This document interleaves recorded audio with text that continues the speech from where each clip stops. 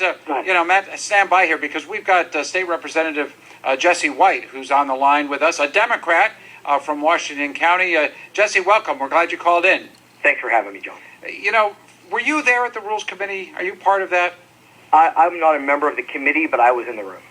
And what was your sense of what was going on there? I truly could not believe what was happening in front of me. This is my 5th year in the legislature, and to see all of the... Did we just lose Jesse? Jesse, call right back. We'll get him. We're not muzzling Jesse. No, we won't muzzle Jesse. And again, John, you heard in Joe Markozic's comments, I mean, that gets to the crux of this, which is, I have a hint, and that's probably what the representative is going to speak about, is the Republican view here is that making these rule changes to quiet the Democrats was the only way to slam through this reform. And, of course, the Democrats then are viewing that as you're cutting us off from the legislative process. Right. I mean, that is the disagreement, and that's where, neither side was willing to budge from. Well, and it's easy to see why, from a Democratic perspective, they were being denied the right to talk.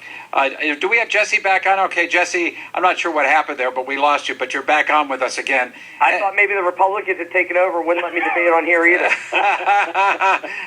Both Matt and I would never do that to you. No. And by the way, we invite any Republican legislators out there, if you want to call in, feel free to call in. Jesse, I mean, really, do you really feel muzzled? Yes. Yeah, I mean, there are times when there's posturing and pomp and everything that goes on in the state capitol, to be sure. This really is one of those times. And people said, it's a shame, that it got so heated. Well, I think that people need to realize there was a reason why, as Matt alluded to, longtime veterans of the legislature were so heated, because this was really unprecedented. We had worked very hard over the past few years to move away from the era of John Purcell and these kind of tactics that brought us middle-of-the-night pay raises and all these kinds of things, and to see it all come back it's very serious.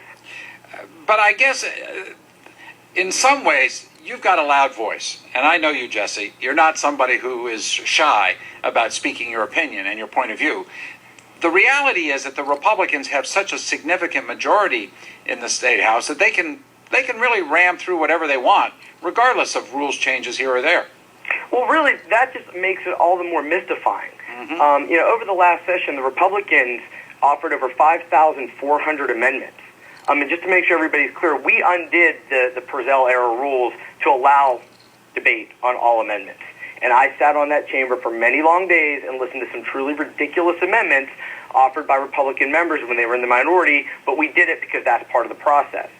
And it doesn't matter how loud my voice is or how loud the voice of any of my colleagues are.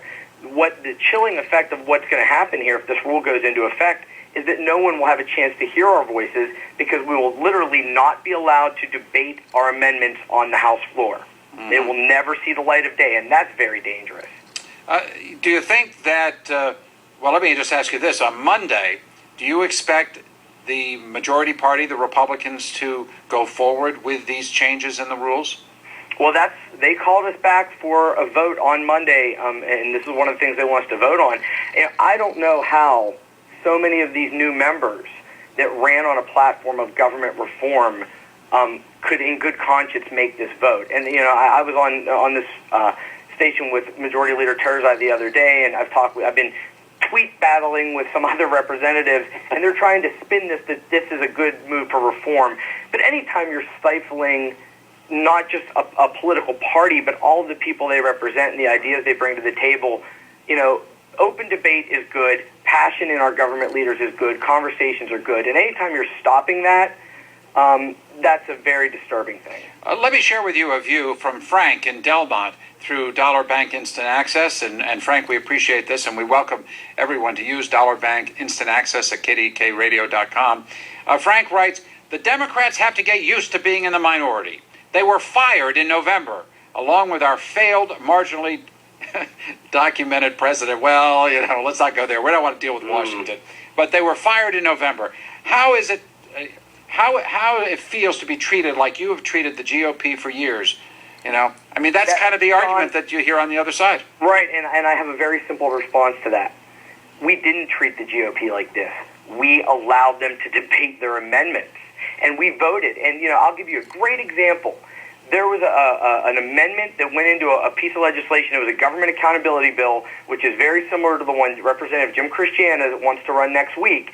We allowed Jim Christiana, as a freshman minority member, to put an amendment that allowed him to do a lot of things he wanted to do. And he came out, and this is what he said. This is from a press release he issued. The passage of this amendment represents a great victory for citizens of our Commonwealth who demand openness, honesty, and transparency from their elected officials. I am proud to have been part of the ongoing journey to make our state government one in which the people of Pennsylvania can put their faith and trust. Now, John, my question for you or for anybody else is, if that process was good enough for Representative Jim Christiana and the Republicans less than 1 year ago, why is it all of a sudden a horrible thing now that they're in control? It just does not make sense. Well, Jesse, we really appreciate you taking the time to call in. Thank you so much, sir. We'll no doubt stay in touch with you on all this and appreciate it again. And let me invite anybody to call in.